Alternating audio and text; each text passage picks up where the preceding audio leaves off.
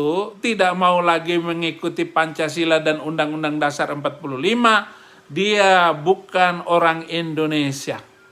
Shalom Bapak Ibu dan Saudara-saudara yang dikasihi Tuhan Yesus Kristus. Penyesatan memang ada, tetapi cilakalah mereka yang membuat penyesatan itu.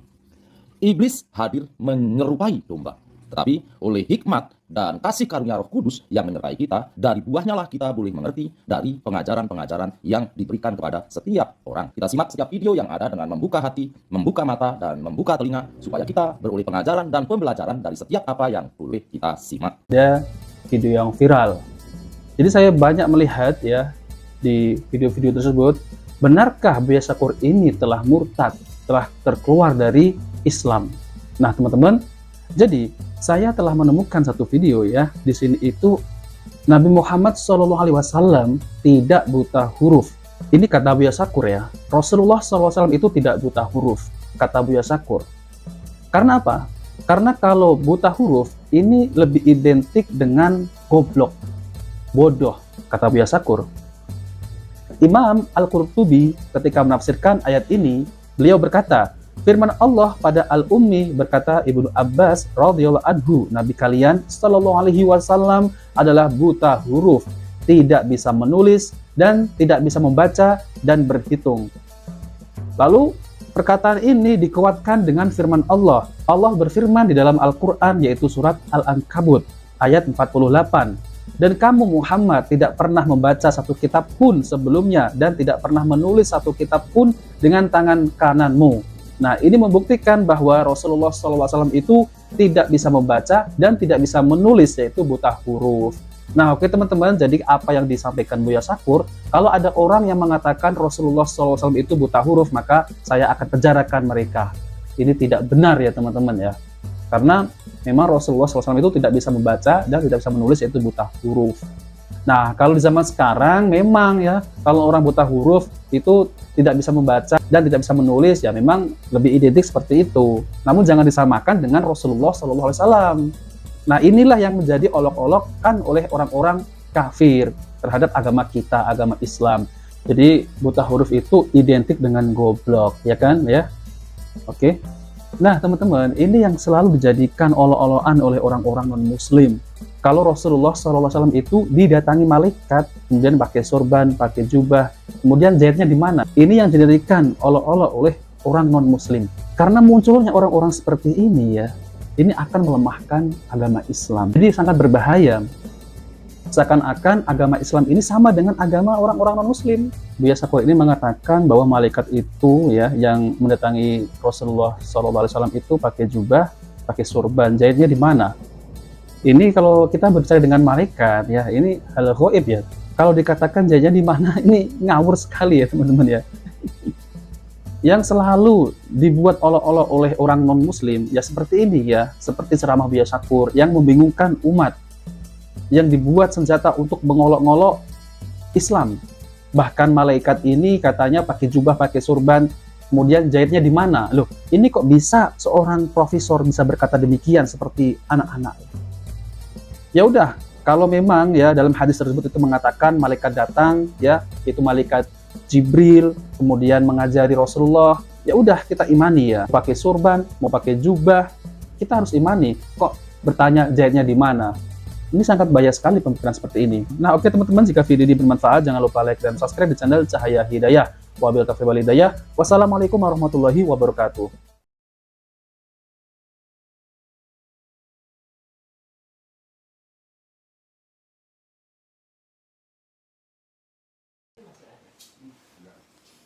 Ya, haleluya, haleluya, haleluya, saudara-saudara. Ini live ketiga di dalam memberikan penghormatan khusus kepada seorang tokoh toleransi. Orang yang begitu luar biasa walaupun dihujat dan dihina. Bahkan ada yang mau menghabisi nyawanya orang tua ini. Tapi bagaimanapun, di balik kontroversialnya, memang kalau di agama sono itu dianggap kontroversial karena pernyataan-pernyataannya yang luar biasa. Saudara-saudara, Siapa lagi kalau tokoh yang disebut Profesor Dr. Kiai Haji Buya Syakur MA, entah apa lagi gelarnya. Kalau saya ya cukup gelar air mata. Gelar saya air mata. Pendeta yang penuh dengan air mata karena menangis terus, saudara-saudara. Tokoh ini beberapa banyak yang menjadikan saya harus mengangkat topi dan penghormatan. Karena kita sama-sama terkenal di YouTube. Dan mari kita tonton dulu ya Buya Syakur ini, pernyataannya saudara-saudara di sini. Ini kenapa ya?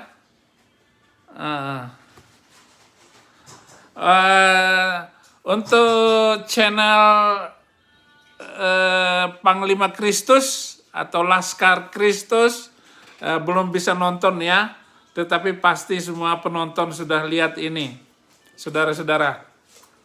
Nah, termasuk haji juga sama.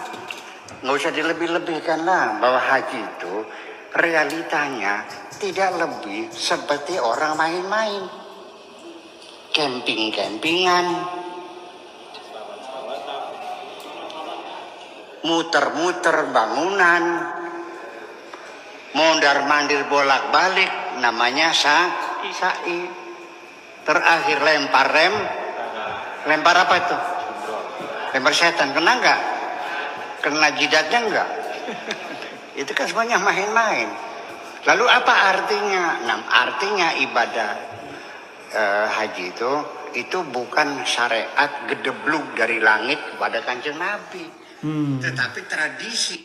Oke, Buya. Terima kasih, sebuah pernyataan yang luar biasa, saudara-saudara. Kalau saya mungkin kalau saya masih Islam, mungkin nggak sampai ke sana pembahasan saya dengan mengatakan haji itu hanyalah main-main, camping-campingan, mutar-mutar bangunan. Kalau saya masih Muslim waktu itu, karena bapak saya itu adalah kepala pengajar manasik haji di kecamatan itu, di kecamatan Perado di Bima sana. Jadi kalau bukan bapak saya almarhum yang mengajarkan manasik haji, ya belum mantap, karena beliau memang cakep kalau mengajar lapangan. Begitu saudara-saudara, almarhum itu. Mungkin saja saya nggak berani. Kenapa? Karena ya begitulah.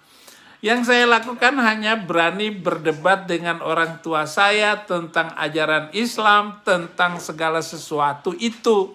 Waktu itu, saudara-saudara, waktu beliau meninggal itu tahun 2000. Jadi sudah, ternyata sudah 2023, sudah 20 tahun yang lalu itu almarhum ayah saya meninggalkan dunia rupanya. Dan sekarang saya sudah menjelang senja utama. Saudara-saudara, Buya Syakur ini apakah beliau, kalau saya lihat, saya tadi diskusi dengan teman-teman di Amerika, mungkinkah beliau itu diracun begitu. Wah, sekarang ini kan begitu banyaknya musuh orang yang tidak suka dengan Buya Syakur karena YouTube-nya, dan beliau juga keliling seluruh Indonesia, diundang di mana-mana ini Buya Syakur ini. Ada kemungkinan sekian persen bahwa beliau dikasih racun oleh, ya tentu saja, kalau bukan MUI lagi atau semacam itulah yang memberikan makanan yang mengandung sianida, sehingga meninggallah tokoh yang luar biasa ini. Walaupun saya dulu pernah di Indramayu dan saya pernah menjadi Muslim, sekalipun saya belum pernah ketemu. Hanya pernah ketemu di YouTube beliau ini. Pernyataan-pernyataan beliau ini menyejukkan hati. Sehingga berapa kelompok minoritas Hindu, Buddha, Konghucu, apalagi Kristen dan Katolik, ya senang sekali dengan pernyataan-pernyataan yang menyejukkan hati seperti itu. Supaya apa? Orang Islam ini sadar dan berpikir begitu. Mikir dong. Bahwa segala bentuk ajaran, ritual itu nggak perlu dibesar-besarkan. Apalagi kalau nggak sholat itu nggak usah betapa besarnya dosanya. Itu ada yang membuka hadis-hadis, yang membuka pernyataan-pernyataan bahwa sekali nggak sholat zuhur masuk neraka 29 tahun. Akhirnya saya nggak takut. Masa sholat cuma 5 menit masuk neraka 29 tahun? Yang wajar-wajar sajalah ancamannya itu. Hukumannya. Nggak sholat maghrib sama dengan orang yang berzina dengan bapak ibunya. Sekali nggak sholat. Masa berzina dengan bapak ibu? Jadi kalau anak perempuan berzina dengan bapaknya, kalau anak laki berzina dengan ibunya. Ampun. Ini saudara-saudara, sehingga kita harus segera memperbaiki hal-hal yang begini ini. Supaya umat Islam Indonesia ini tidak dibawa dan disudutkan ataupun digiring oleh ulama-ulama, oleh kiai-kiai yang celananya pendek, jidat hitam. Hanya ngomong tentang pahala dan pahala. Pahala apa? Saya ini sudah 17 tahun loh jadi orang Kristen ini. Dari tahun 2006 sampai sekarang ini. Ini tahun ke-17 saya menjadi orang Kristen. Nggak kualat-kualat, didoain sama umat Islam se-Indonesia supaya saya segera mati juga. Nggak bisa dong main doa-doa begitu saja. Apa sekarang ini? Tadi pagi atau waktu malam di Indonesia saya sudah menyampaikannya bahwa Buya Syakur ini harus disejajarkan dengan pahlawan-pahlawan nasional, pahlawan toleransi yang membangun Indonesia ke depan dengan kehidupan yang penuh toleransi dan damai. Berbeda dengan keributan ustadz-ustadz kayak begini, saudara-saudara. Iya. Saya di tempat saya sahabat alam biasanya salaman ke kanan dan ke kiri. Suatu hari saya sholat di tempat lain lalu saya ingin bersalaman, tapi orang tersebut menolaknya. Apa hukumnya Ustaz? Ya sebenarnya benar. Orang yang menolak untuk salaman sama Anda itu sebenarnya justru yang paham.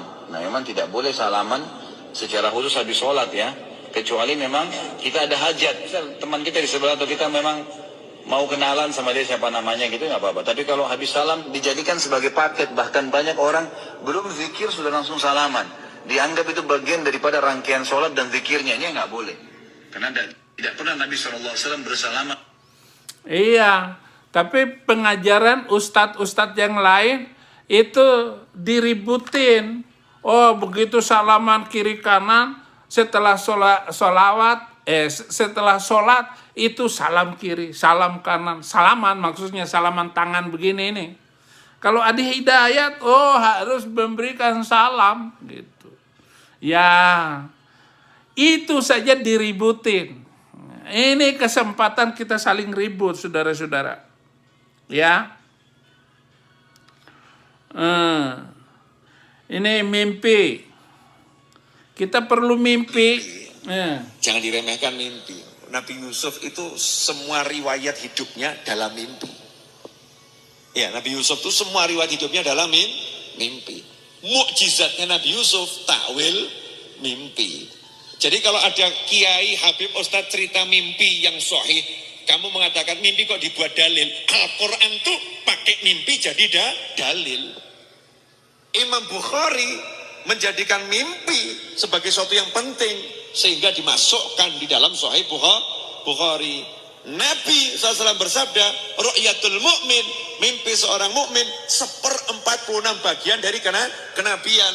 Jadi kalau ada kiai, habib, ustadz cerita mimpi, kamu meremehkan syariat Islam. Mimpi kok jadi syariat Islam. Nggak usahlah keterlaluan. Ya, ini Habib-Habib ini kalau ngajar itu loh.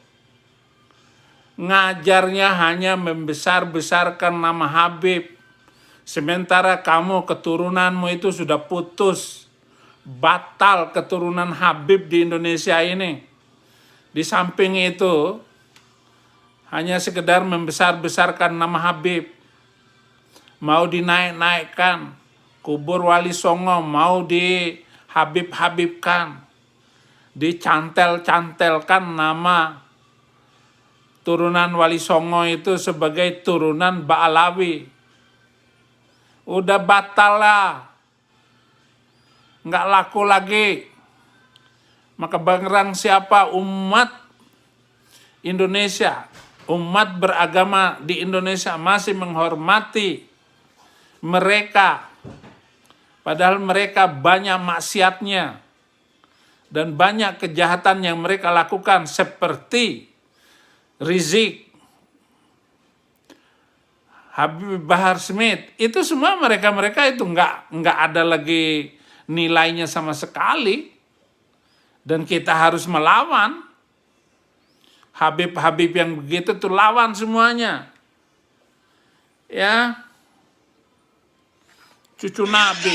Para habaib yang ada di Indonesia ini, dia tidak punya haplograf Arab, dia tidak punya kode genetik daripada Adnan, dia tidak punya kode genetik daripada Bani Hashim, dia tidak punya kode genetik daripada Quraisy, dia tidak punya kode genetik daripada Abi Thalib, dia juga tidak punya kode genetik daripada Sayyidina Ali dan Sayyidina Husain. Lalu jika secara pustaka tidak terbukti karena tidak dicatat oleh kitab-kitab nasab selama 550 tahun, secara tes DNA juga gagal, berdasarkan apa saya terutama harus percaya bahwa Anda adalah keturunan daripada Nabi besar Muhammad sallallahu alaihi wasallam. Ternyata para habaib yang ada di Indonesia tidak ada keturunan itu. Nah, ini nih sama juga apa yang dikatakan di DNA. Mahasiswa jurusan biologi semester 4 aja udah paham gitu. Jejak DNA-nya kan banyak. Mana itu? Rukun-rukun di mana? Man ghasana falaysa minna, kan jelas kan Rasulullah bilang. Siapa yang menipu kita, berarti bukan golongan kita. Loh kok kamu dukung orang yang nipu kita? Mereka kan nipu dengan klaim sebagai jilat Nabi itu kan nipu umat, jelas kan? Bukan masalah santun, bukan masalah ngalim, bukan masalah tidak ngalim. Mereka semuanya nipu. Bahwa mereka selama ini mengklaim diri mereka sebagai keturunan Nabi Muhammad SAW lewat Rabita Alawiyah, lewat bikin paspor keturunan Nabi, dan ternyata hari ini terbukti palsu. Gitu aja, gobloknya minta ampun, gak paham-paham. Ya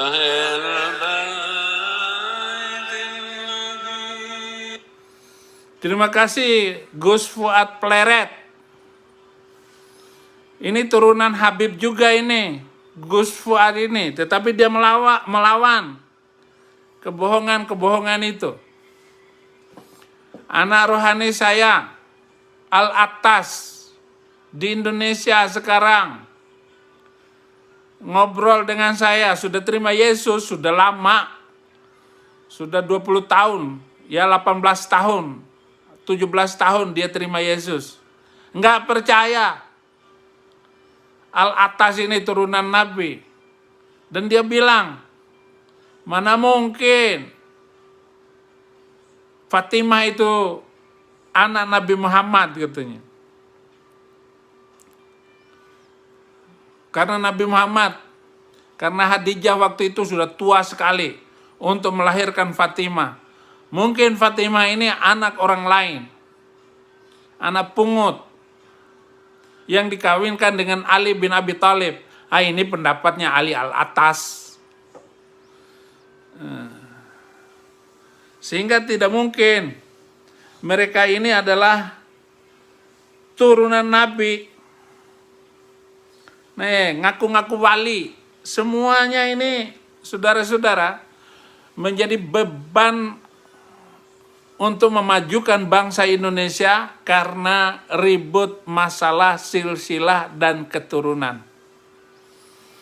Keturunan kita itu adalah yang toleransi dan damai. Keturunan kita adalah yang cinta tanah air. Keturunan pemimpin, ulama, masa hadapan itu adalah orang-orang yang mengaku Pancasila adalah falsafah kehidupan bernegara. Nah, itu baru disebut ulama, baru disebut Habib, baru disebut pemimpin sejati adalah mereka yang Bhinneka Tunggal Ika. Mereka adalah yang Pancasilais, mereka adalah yang mengikuti Undang-Undang Dasar 45. Jadi, kalau mereka sudah keluar dari itu, tidak mau lagi mengikuti Pancasila dan Undang-Undang Dasar 45, dia bukan orang Indonesia. Apalagi melawan negara. Ini adalah orang-orang apokrif, munafik. Tidak pantas untuk menjadi pemimpin Indonesia. Apapun agamanya, apapun sukunya, harus kembali kepada Pancasila dan Undang-Undang Dasar 45. Jadi demikian saja dulu. Ya, saudara-saudara. Saya Islam radikal dulu, tetapi setelah saya menggunakan otak saya untuk memahami dan menganalisa baik Al-Quran maupun hadis serta fenomena yang ada di Islam itu, saya sadar sesadarnya dan saya tinggalkan Islam. Saya nggak tahu siapa nama orang ini, rambutnya panjang. Anda tahu tidak mengapa semakin banyak umat Islam yang berpindah agama? Ya, apakah dia berpindah agama ke Kristen, Katolik, Hindu, Buddha dan lain sebagainya? Sebenarnya yang paling banyak memurtadkan orang adalah umat Islam sendiri, ya. Saya harus jujur mengatakan itu. Mengapa banyak umat Islam yang kemudian berubah menjadi Kristen, Hindu dan lain sebagainya? Itu karena perbuatan kita sendiri, ya. Islam selama ini dipenuhi dengan kekerasan, pandangan-pandangan ekstrim, picik, dan saya sebagai muslim kadang malu. Saya hampir setiap hari harus menerima video, bang, kami beribadah dilarang, bang, kami ingin mendirikan gereja dilarang. Itu yang membuat kemudian banyak muslim eksodus, terutama banyak umat Islam yang kemudian menjadi Kristen, menjadi murtad. Apakah yang memurtadkan mereka adalah pendeta, pastor, atau penginjil? Bukan. Ya. Yang membuat mereka murtad adalah umat Islam sendiri. Jadi upaya pemurtadan itu bukan dari luar Islam, tapi dari Islam itu sendiri. Banyak saudara-saudara seiman saya umat Islam yang kemudian berpindah agama setelah melihat perilaku sebagian umat Islam yang berlaku di luar syariat Islam.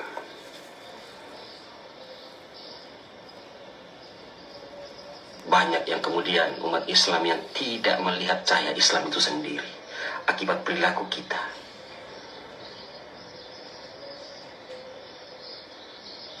Selalu ada kejadian, ada saudara-saudara kita umat Kristen dilarang beribadah, dikasari, dilarang mendirikan gereja misalnya, penuh dengan kekerasan. Dan itu membuat saudara-saudara seiman saya umat Islam kemudian kecewa dan bertanya, apakah Islam seperti ini? Padahal ajaran Islam yang sebenarnya tidak seperti itu. Oke, stop dulu. Akang, terima kasih untuk pernyataan Anda yang jenius dan luar biasa. Anda masih muda dan tidak terpengaruh oleh provokasi agama itu. Yang Anda katakan, padahal Islam itu nggak seperti itu. Ini yang saya luruskan. Saya gembira dengan pernyataan Anda, tapi sesungguhnya kekerasan itu adalah Islam itu sendiri, hadisnya, ayat-ayat Al-Qur'annya yang keras. Dan teror, ajaran teror. Karena bagaimana Muhammad itu membunuh orang yang sudah terikat bersama di dalam satu piagam Madinah.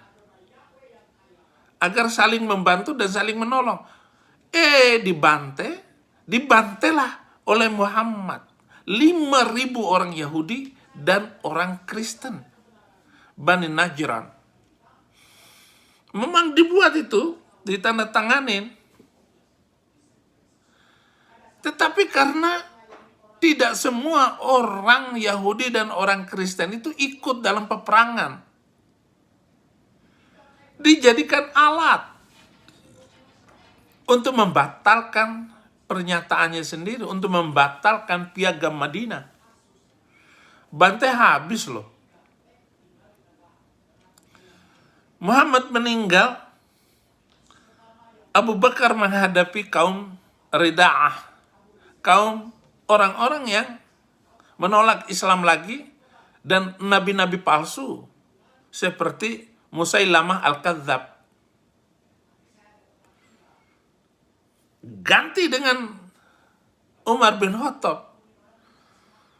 Umar bin Khattab menghabisi lagi sisa-sisa Yahudi, terutama mengejarnya sampai ke Yaman. Maka banyak orang Yaman itu otak Yahudi.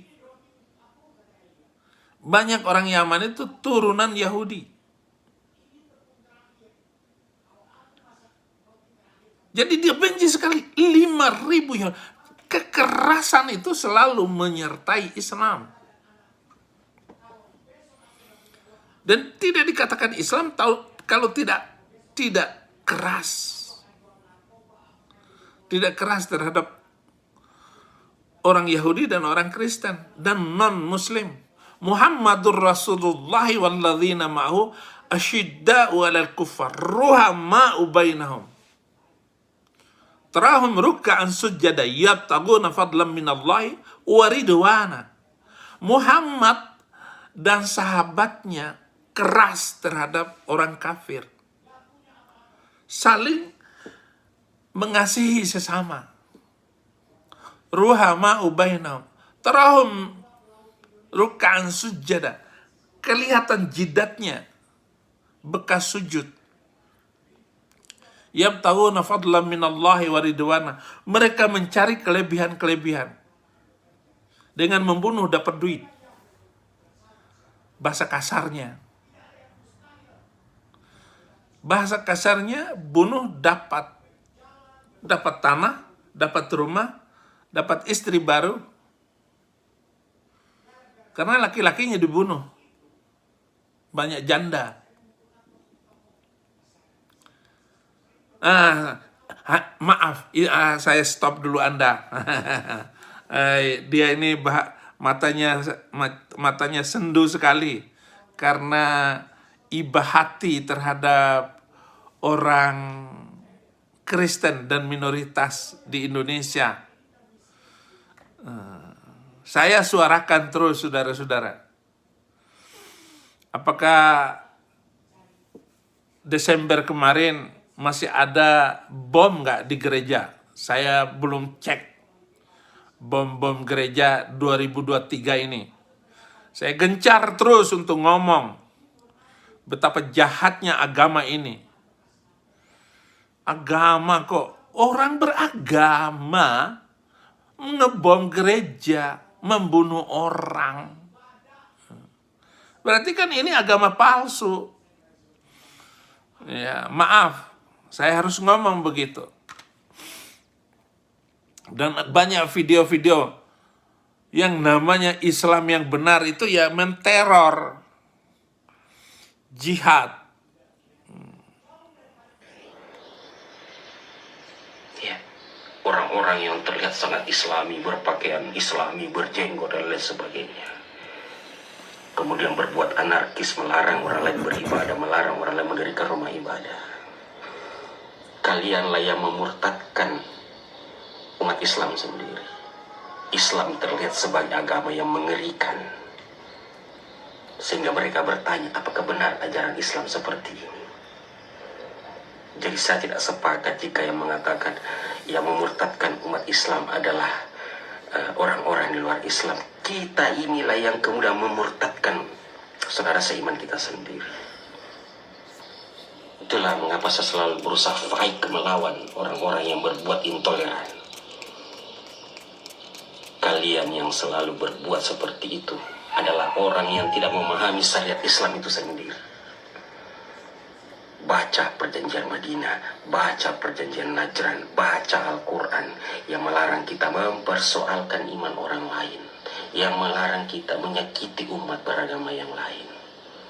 Baca perjanjian Madinah, baca perjanjian Najran, baca surah Al-Ankabut 64. Baca perjanjian Madinah misalnya. Kita dilarang mengintervensi, mengurusi iman orang lain, dilarang menyakiti orang lain. Bahkan dalam perjanjian Najran misalnya Rasulullah mengatakan, jika saudaramu umat Kristen ingin membangun gereja, bantu dia, bantu. Di Indonesia boro-boro dibantu, mereka hanya minta izin, kalian tidak memberikan izin. Cahaya Islam akan semakin redup jika kalian berkelakuan seperti itu. Saya sebagai seorang muslim malu melihat kelakuan kalian. Jadi jika ada yang mengatakan ia melakukan pemurtadan adalah pendeta, pastor atau tokoh agama di luar Islam, salah besar. Yang melakukan pemurtadan adalah kita sendiri umat Islam. Islam itu agama kasih sayang, bro, rahmatan lil alamin. Bagaimana? Iya. Bagus ini pendapat yang membuat Muslim murtad dari Islam masuk Kristen bukan pendeta, bukan penginjil, bukan Saifuddin Ibrahim, bro. Kita sendiri tepuk tangan. Lanjutkan terus kekerasanmu supaya banyak Muslim masuk Kristen dan masjid jadi gereja. Nah, ini pendapat yang baru. Al-Islamu mahjubun bil muslimin. Islam dirusak oleh Muslim itu sendiri. Tepuk tangan lagi. Ini pendapat 100 tahun yang lalu. Karena Islam ini ajarannya pluku suntur, ajarannya kacau. Habib ngajar begini, Kiai ngajar begini, Buya Syakur ngomong begini, Ade Armando berbicara begitu. Bagus. Belum lagi nanti saya Muslim tapi nggak pernah sholat. Saya ini Muslim melakukan zina. Saya ini Muslim. Ah, ini yang saya cari videonya ini. Saya melakukan cabul di pesantren ini adalah karena perintah Nabi Muhammad. Nah, ini nih yang saya cari omongan video baru. Agar segera meninggalkan ajaran yang membutakan mata, bikin tuli kuping kita, dan membuat kita bisu. Mau ngomong apa lagi? Saya nggak perlu lagi khutbah yang repot-repot.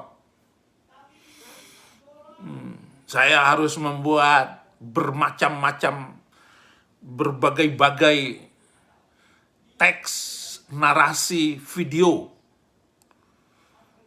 agar bagaimana Muslim ini sadar, dan kesadarannya itu meninggalkan Islam, bukan sekedar sadar. Kalau sadar menjadi Islam kuat, ya repot. Di masa 10 tahun ke depan ini bagaimana Indonesian for Christ bekerja, silent ministry, gak usah keluar-keluar, tiba-tiba itu bertobat, agar tim seluruh Indonesia bekerja terus. Sebab kalau sudah banyak Muslim pindah agama, dijamin Indonesia damai. Dijamin Anies nggak akan menang. Habib Rizik keluar-keluar atas kebodohannya sendiri. Itu makin mantap, saudara-saudara. Biarkan, saya sengaja ini membiarkan pengajaran-pengajaran yang menyesatkan itu. Nah, bagus itu. Pengajaran-pengajaran menyesatkan ini baik adanya, menyenangkan. Muslim sangat menyenangkan. Ya, mungkin saya hanya akan 2 video saja, tapi saya terusin dulu. Akan mengabarkan Islam yang rahmatan lil alamin. Jika di lisanmu penuh kebencian, jika perilakumu selalu membuat orang lain terluka. Wassalam. Iya. Anda tahu tidak? Senang sekali ya. Terima kasih untuk pernyataan yang cerdas. Pernyataan yang cerdas sendiri di hadis. Hadis yang sejak Muslim saya hafal hadis ini. Ya'ti ala nasi zamanul la yabqa minal Islam illa ismuh. Akan datang suatu masa di mana Islam itu tinggal nama. Namanya Islam.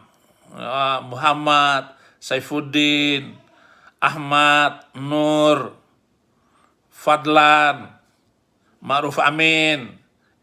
Ternyata sudah jadi Muslim. Sudah jadi Kristen. Nama Islam, Saifuddin Ibrahim. Pendeta. Nah, inilah waktunya. Waktunya. Wala minal Qur'an illa rasmuh.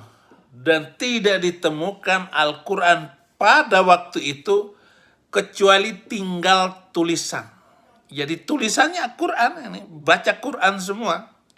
Tapi nggak ngerti artinya dan nggak bisa diterapkan itu ajaran. Mereka sudah meninggalkan itu Al-Quran. Itu bacaan yang memperbodoh dan merusak otak manusia. Gitu.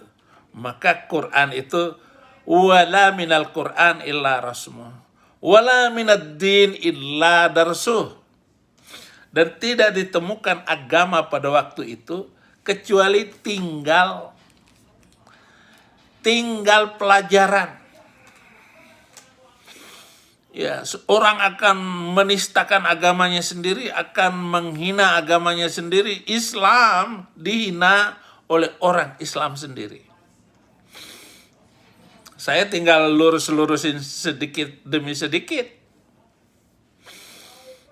Saya sebagai penginjil tetap mengobarkan berita kebenaran. Yesuslah Tuhan dan Juru Selamat. Saya akan tetap ngomong terus. Saya akan tetap mencintai Yesus selama-lamanya. Sekali Yesus, tetap Yesus. Saya akan ngomong terus. Nah, di rumah saya ini, di kamar sebelah sana itu, ada live khutbah YouTube. satu pendeta yang lain yang sedang tinggal bersama dengan saya. Jadi kalau polisi datang ya dua-duanya ditembak sama polisi. Game lah, innalillahi. Lanjut, wala minad-din illa darsuh. Tidak ditemukan agama kecuali tinggal pelajaran. Semua belajar agama, oh ya belajar Pak. Tapi ngerti nggak? Nggak ngerti ini ajaran. Masa harus pakai bahasa Arab semua? Sholat harus pakai bahasa Arab. Naik haji harus pakai bahasa Arab. Ngaco. Ini agama imperialisme. Imperialis Arab. Penjajahan mental manusia. Pakai bahasa Arab, ngomong Arab. Astagfirullah. Astagfirullah. Allah katanya. Ya, kalau komentarinnya itu Masya Allah. Masya Allah, haleluya. Nanti haleluya nanti. Sekarang masih Masya Allah. Oh, saya tetap juga pakai bahasa Arab. Kalau bersin, Alhamdulillah. Ya, nggak ada yang menjawab saya. Saya nggak ngomong ya hadibikumullah. Nah, bagaimana kita mengubah ini? Menyadarkan muslim ini. Seperti beliau ini. Seperti video ini. Nah, saya berharap bahwa Habib-Habib ini akan mengeluarkan hadis-hadis dan ajaran-ajaran yang menutup cahaya Islam itu. Nggak bisa di ini, saudara-saudara. Nggak bisa ditutup-tutupin lagi. Yang keempat, wala mina yu'ammiruna masajidallah. Yu'ammiruna masajidallah. Kharabun an dzikrillah. Mereka yang memakmurkan masjid itu jauh dari mengingat Allah. Jadi datang ke masjid pakai kopiah, pakai sarung gitu. Pergi ke masjid pakai sendal bolong, pulang pakai sepatu orang lain. Maaf, salah pakai sepatu padahal maling. Jadi masjid adalah pusat pencurian sendal dan sepatu di seluruh dunia.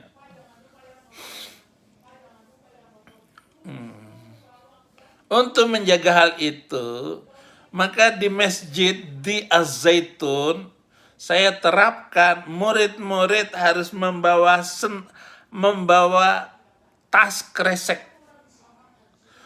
untuk membungkus sepatunya dan memasukkan ke dalam tasnya sendal dan sepatunya itu. Ya nggak ada yang kehilangan sepatu sendal di Az-Zaitun, nggak akan ada. Murid-murid dan guru harus seperti itu. Nggak boleh naruh sendal dan sepatu di halaman masjid. Nggak boleh. Haram hukumnya. Ya makanya tertib semua. Panji Gumilang itu orang paling cerdas di dalam beragama. Sudah disiapkan semuanya. Sekarang mau ngomong apa kamu? Kiai. Bagaimana memakmurkan masjid itu tapi mengingat Allah? Orang datang ke masjid kan untuk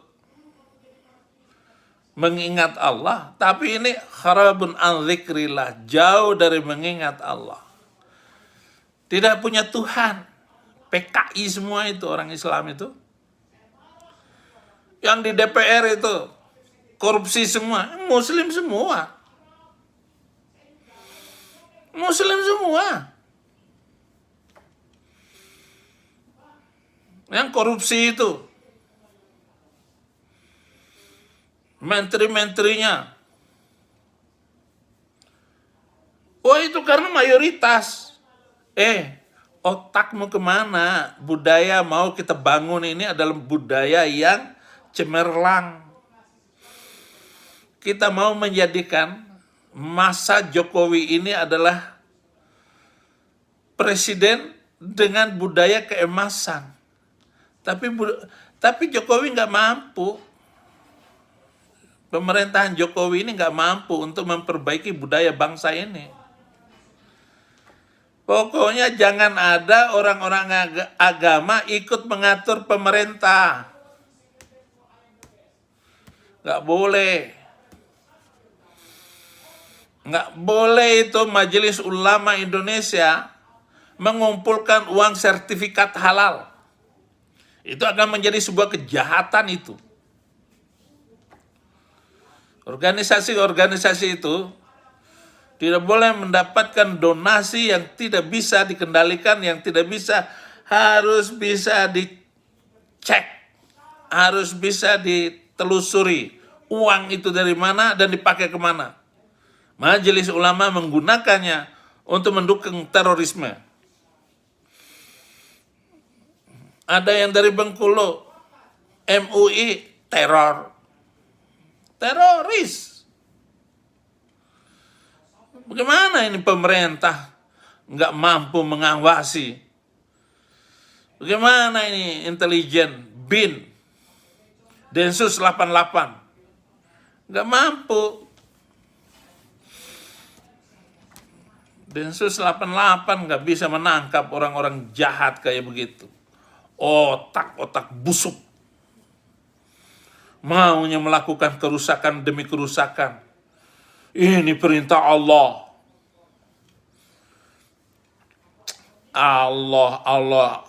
Allah setan yang dipercaya oleh kalian. Yang menyuruh membunuh orang karena beda agama.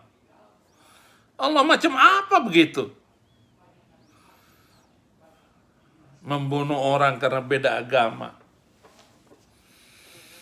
Ya. Yesus tidak pernah bawa pedang. Dia cukup dengan mulut dan tunjuknya itu.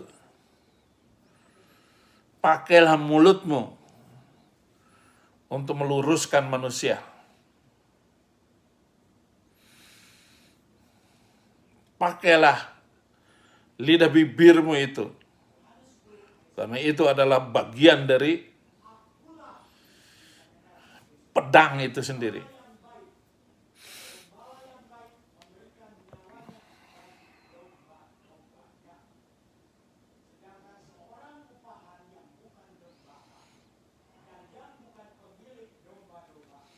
Mencintaiku dan mencintai dzurriyyahku itu menjadi sebab yang aman bagi pelakunya di dalam 7 keadaan yang sangat genting dan mengkhawatirkan. Indal wafah, ketika akan meninggal, aman. Jadi mencintaiku dan mencintai keturunanku. Katanya ini hadis Nabi. Untuk mencintai Habib. Kalau mencintai Habib, artinya bantulah Habib. Dia jual barang segini, kita beli lebih. Itu namanya membantu habaib. Contoh kecil. Membantunya dalam ekonomi, membantunya di dalam banyak hal. Itu adalah mencintai Habib Rizik. Tapi sekarang sudah keterlaluan tuh Habib Rizik dan orang-orang ini. Dia sudah enak. Dibela habis oleh Gus Dur. Orang NU. Habib Rizik menghina. Gus Dur itu buta mata, buta hati.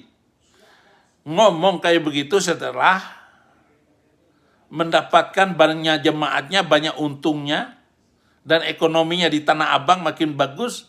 Habib-habib ini nggak merasa bagaimana jasa Gus Dur membela kaum habaib, turunan Arab yang kelenta-kelentu itu. Jadi yang pertama, kalau mencintai Habib, mencintai turunannya, dia akan aman ketika mau meninggal dunia. Aman kakek lo. Yang kedua, indal gabar, ketika dalam kuburan aman insya Allah. indal gobar. Setan gober. Ketika dalam kubur, aman. Pintar ini Nabi Muhammad itu mengajarkan siksaan kubur. Satu-satunya Nabi yang mengajarkan siksaan kubur hanya Muhammad. Orang udah mati masih disiksa. Malaikat goblok. Malaikat bodoh. Mungkar dan nakir. Aman. Dikubur. Padahal ini hadis palsu. Hadis-hadis palsu yang dibuat oleh kaum Alawiyin, Ba'alawi itu. Sehingga Bahar Smith itu dicium kakinya oleh santrinya. Ada tuh video Bahar Smith. Santri-santrinya cium kaki. Sambil duduk kayak raja. Gitu. Ngerokok. Kontennya dia itu. Duduk. Lagi di jacuzzi. Datang yang membawa minum. Sambil ngerokok.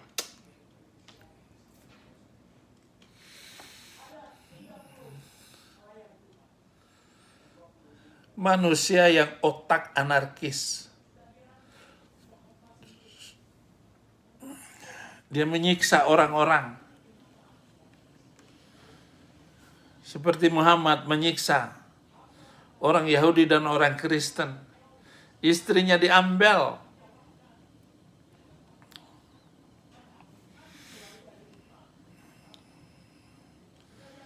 Jadi setelah saya berani untuk melawan ajaran Islam, bahkan melawan Allah, dan saya mengatakan Allah itu adalah delusi Muhammad, angan-angannya Muhammad. Bahkan saya bilang, saya mengatakan bahwa Muhammad itu adalah Allah itu sendiri. Karena apapun keinginan Muhammad, itu disetujui oleh Allah. Turun ayat. Muhammad mau turun celana, turun ayat. Yang ketiga, indal hasyar, ketika dibangkitkan nanti aman. Yang keempat, nanti itu loh. Jadi dia aman ketika hari kebangkitan. Indal hasyar, yaumul hasyar. Hari kesusahan, maka orang yang mencintai Muhammad dan turunannya aman. Jadi saya ini akan dimusuhi oleh turunan Nabi.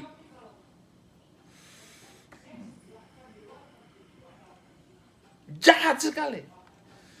Itu yang ketiga. Yang keempat, dan nasyar, indal kitab, ketika menerima kitab aman insya Allah. Yang kelima, ya orang kalau sudah aman, ya aman lah. Jadi ketika nanti hari kiamat menerima kitab, tulisan amal ketika di dunia. Jadi dibuat ceritanya begitu rupa bahwa menerima kitab amal ini, waduh. Karena kitab amal itu menentukan semua masuk surga atau masuk neraka. Aduh, otak saya langsung kerja, logika saya berjalan. Ngapain masuk surga di Islam? Surganya hanya begitu-begitu aja. Seruntal-seruntul dengan 72 bidadari, kemaluan kita 70 tahun tegang.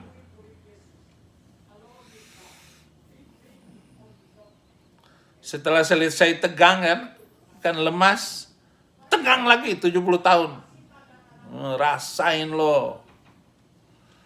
Nabi Muhammad ini pinter. Sementara hadis yang lain bilang begini, nanti yang paling enak itu ketika kita bertemu dengan Rasulullah di surga. Ngapain ketemu dengan kalian umatnya? Dia lagi tegang 70 tahun. Ya Muhammad gak bisa ngomong lah, orang tegang 70 tahun kemaluannya. Ini kontradiktif bertemu dengan Rasulullah. Katanya ini, siapa nanti keadaannya nanti dia akan dijemput oleh Rasulullah ketika meninggal dunia, dijemput. Nabi Muhammad lagi tegang kok. Ngapain jemput kamu yang mau mati?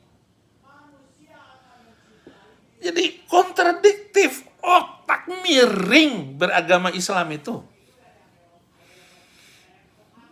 Nanti ketemu Rasulullah.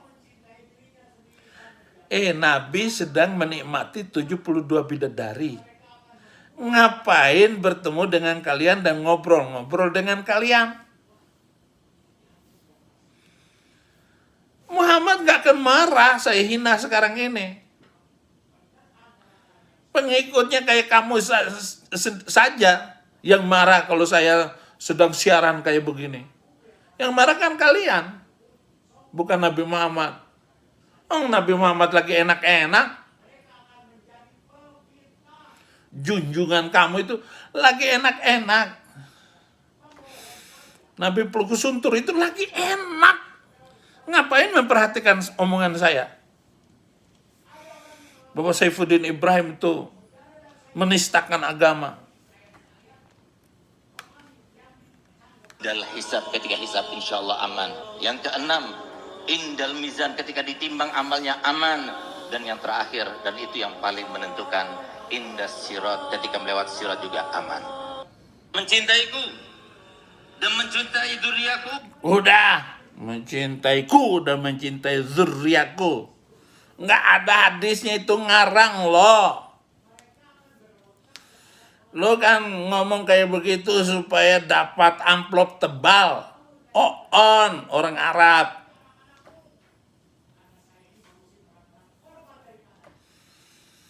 Nggak usah lo ngomong sok-sokan.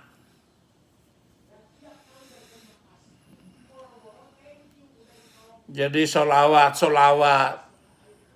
Majelis solawat Nabi.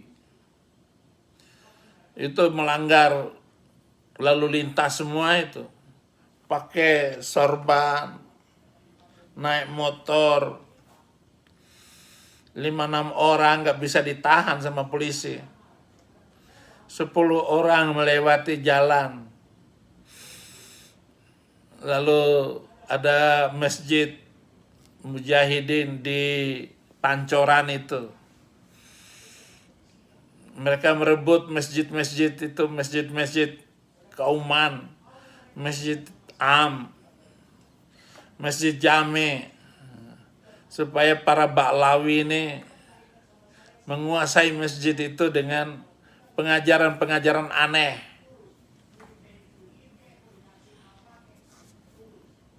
Dia nggak akan mengajar dengan bagus. Yang penting mengangkat keturunannya dan pengikutnya ini. Itu lebih penting.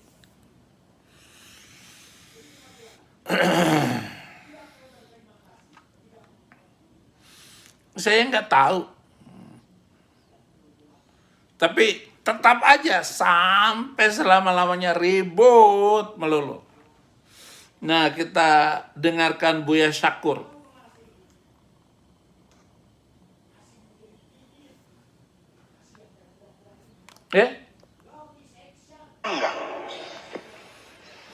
Enggak tahu. Imam Syafi'i mengatakan wajib baca basmalah. Jadi bismillahirrahmanirrahim. Alhamdulillahirabbil alamin dan seterusnya. Harus dibaca. Karena basmalah bagian dari Fatihah. Imam Maliki bilang tidak boleh baca basmalah karena basmalah bukan bagian Fatihah. Kalau baca basmalah batal sholatnya. Jadi Allahu Akbar langsung Alhamdulillah. Kalau Hambali, mazhab Hambali dibaca pelan-pelan. Lalu baca dalam hati, Bismillahirrahmanirrahim dalam hati, baru Alhamdulillahirabbil alamin. Nah, saya mau nanya, yang benar mana? Ketika mereka pendapat berbeda-beda, berarti sama-sama tidak tahu. Ini menduga, ini menduga, ini menduga. Tapi dasarnya dugaan, Maliki dugaan, Hambali dugaan. Kalau fikih itu dugaan, ngapain kita bertengkar? Yang pada beli berwiji. Kan begitu persoalannya. Maksud saya, ini sebagai upaya supaya perdebatan, pertengkaran di medsos, di segala bidang, ya bertengkar masalah hukum ini sudah berhentilah. Kita sama-sama tidak tahu. Saya tidak tahu Nabi Muhammad baca basmalah tidak. Saya tidak tahu. Tapi saya bermazhab Syafi'i, ya dengerin dulu. Karena saya bermazhab Syafi'i, ya sudah saya baca basmalah. Tapi ini dugaannya Imam Syafi'i. Saya tidak menyalahkan mazhab Maliki, tidak menyalahkan mazhab Hambali. Kunut juga sama. Ya sudah, saya mazhab Syafi'i, saya kunutan. Tapi saya tidak menyalahkan, tidak mengatakan membid'ahkan orang Muhammadiyah, tidak membid'ahkan orang Wahabi yang tidak kunutan, gitu aja kok. Setuju nggak gitu aja? Sudah gitu aja kira-kira. Yuk kira-kira bahas masalah kita ini nanti di dalam. Iya. Begitu aja ribut. Duga-dugaan. Ajaran duga-dugaan ini melahirkan keributan. Bahkan satu negara Syafi'i, satu negara Maliki, Imam Ahmad bin Hambali. Kenapa ribut? Ini di dalam Islam. Di dalam Islam oke, senang. Kapok-kapok, kapan itu ribut ajaran agama melulu. Belum lagi kalau kita ngomong bagaimana membangun Indonesia ke depan, membangun negara yang toleran dan damai, menyiapkan masyarakat, anak-anak dan cucu kita yang cerdas dan pinter. Ini baru urusan tetek bengek. Jadi ada 4 mazhab di dalam Islam itu. Hambali, Maliki, Hanafi, Syafi'i. Indonesia itu mayoritas Syafi'i. Muhammadiyah dasarnya Imam Hambal. Tetapi Muhammadiyah memakai majelis tarjih, majelis yang mencari hadis-hadis yang kokoh, pendapat yang kuat tentang ini semua. Jadi nggak bisa diatur oleh NU maupun oleh Syafi'i dan orang-orang yang beragama kayak apa. Nggak masuk di dalamnya ini. Muhammadiyah itu begitu. Nah ini pendapat saya juga satu. Pendapat saya tentang keislaman di Indonesia. Tapi ya tetap saja saya menolak. Lu mau ngomong Hambali, Maliki, Syafi'i, Hanafi, ogah, gue dibohongin terus. Berpendapat begini ya dimusuhin begini. Itu kayak somat itu. On. Beragama dalam keadaan bodoh. Terima kasih Buya Syakur. Sudah menjelaskan dan menolong, meringankan lidah bibir saya untuk berbicara, menyadarkan muslim yang entah kapan ini bangsanya, zaman kapan mereka ini sadar telah diperbodoh oleh nabi jahiliyah itu, nabi Arab itu diperbodoh.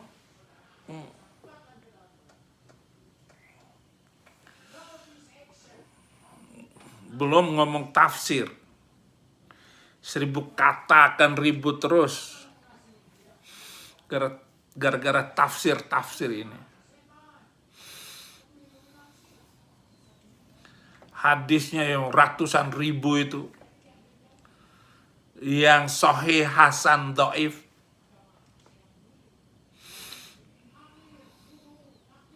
Bagaimanapun yang dhaif nggak boleh dipakai, hadis palsu nggak boleh dipakai.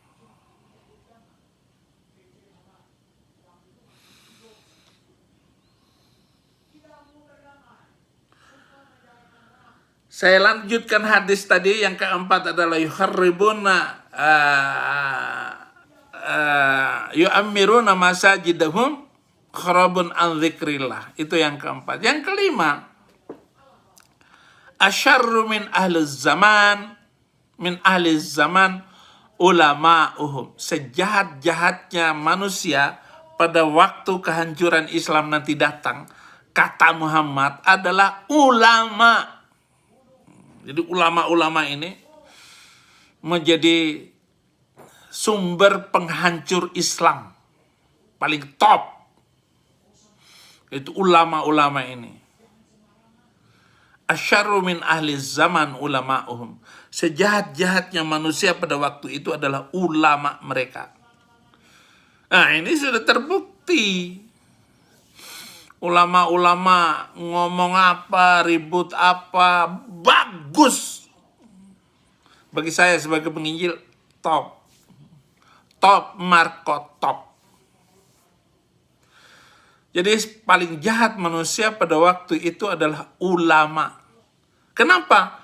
Minhum tahrujul fitnah wa ilaihim ta'ud. Dari mulut mereka keluar fitnah-fitnah, dan fitnah itu kembali kepada mereka. Fitnah Habib Rizik, ya kembali ke Habib Rizik.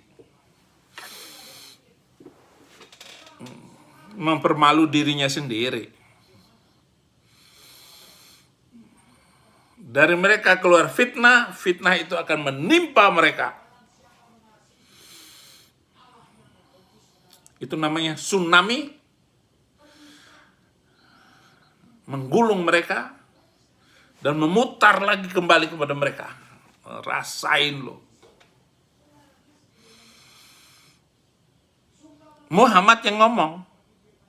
Muhammad yang ngomong. Dengan fakta sekarang ini, dan kita melihat bagaimana Islam sendirilah yang menghancurkan agamanya sendiri. Saya senang sebagai orang Kristen, sebagai penginjil, FPI, Front Pembela Injil. Jadi FPI itu bagus. Semakin jahat mereka, semakin banyak orang terima Yesus Kristus. Lalu apa yang kita perlukan dari semua ini, saudara-saudara? Nah, termasuk haji juga sama. Nggak usah dilebih-lebihkan lah, bahwa haji itu realitanya tidak lebih seperti orang main-main. Camping-campingan,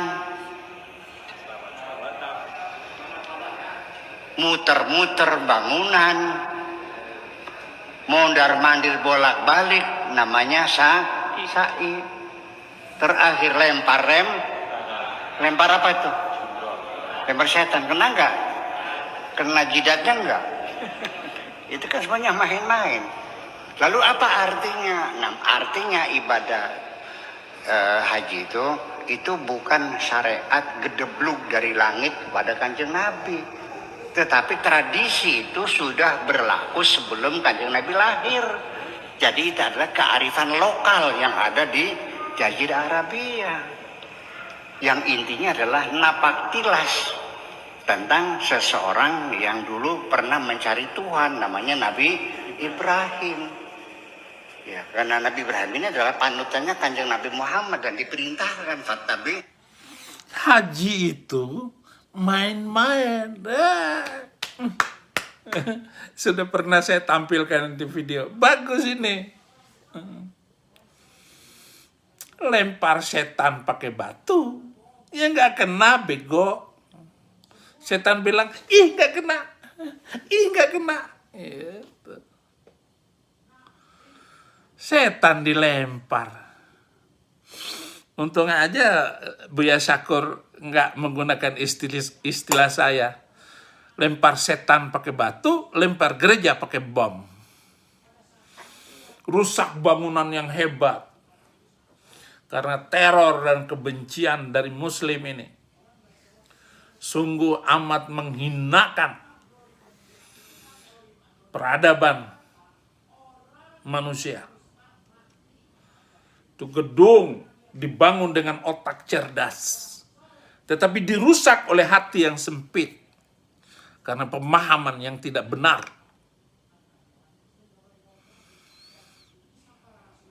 Kedutaan Amerika dibom, kedutaan Australia dibom.